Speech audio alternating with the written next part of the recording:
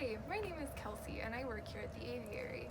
Today I'm going to be reading The Best Nest by Doris L Mueller.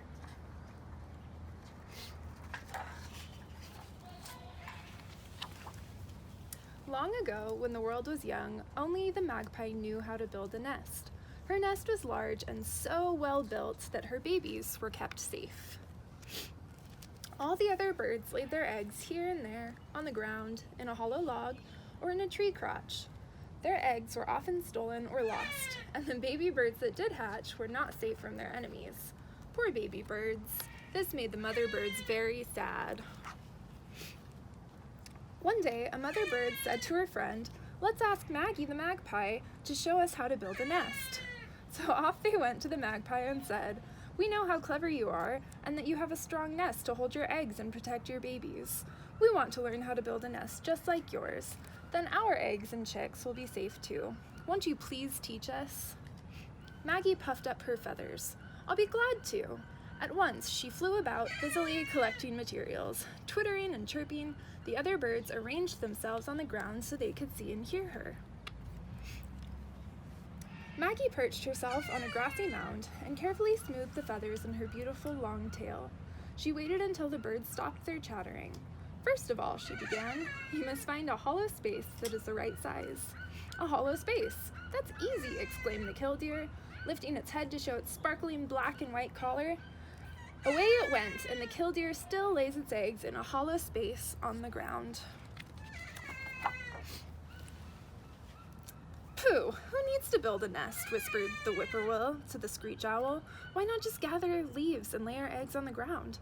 The whippoorwill, with whirring wings, flew away.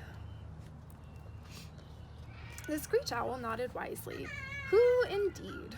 Or we could just use holes in the trees." "Shh, we can't hear," scolded the birds near them.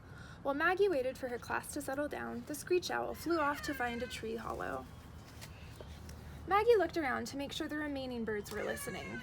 "Next, you take some mud for an inside wall and place several twigs in it." "Oh, I see," cried the blackbird, and she scurried away with a twig in her beak to look for a dab of mud. To this day, that's how blackbirds build their nests. "But wait, we aren't finished," cried the frustrated magpie. "Don't you want to learn?" With a deep sigh, she turned back to her class. "Then you make an outer wall of weeds or coarse grass."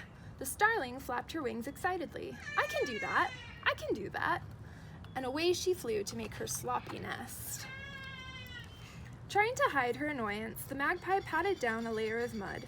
Even before she could explain this step, the grackle hurried off, saying, "Oh, that'll be very cozy." Maggie reminded her, "You must weave in more twigs or sticks to make sure the nest is strong." "Twigs and sticks, that's good enough for me," warbled the meadowlark as it flew away, and the meadowlark builds a simple but sturdy nest to this day. Maggie took some feathers to use as lining. "These will make your nest cozier." "Oh yes," nodded the robin, "that's perfect," as she flicked her tail and flew off to build her nest. Each time the magpie added something or explained another step, another bird would leave, not waiting for the lesson to finish. Maggie kept on teaching, but her voice became a bit shriller, her scowl a little deeper. Finally, she stopped to see if anyone had questions. But only two birds were left, the oriole and a silly dove, who hadn't been listening. The dove cooed softly, "Take two, take two." The magpie laid a twig in place and said, "No, one is enough." But the dove repeated, "Take two, take two." "I told you, one is enough," insisted Maggie. The dove flapped her wings noisily and glided away, murmuring, "Take two, take two." At last, the magpie could stand no more. Angrily, she flew away, and never again would she agree to teach the birds how to build her nests.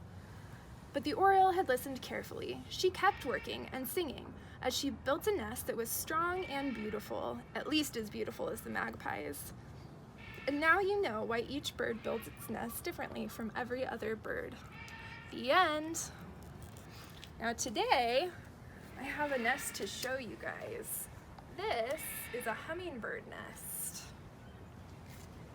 Much like the magpie, it takes different twigs and leaves and little bits of fluff to build a strong, sturdy nest that will actually expand as the hummingbird lays its eggs.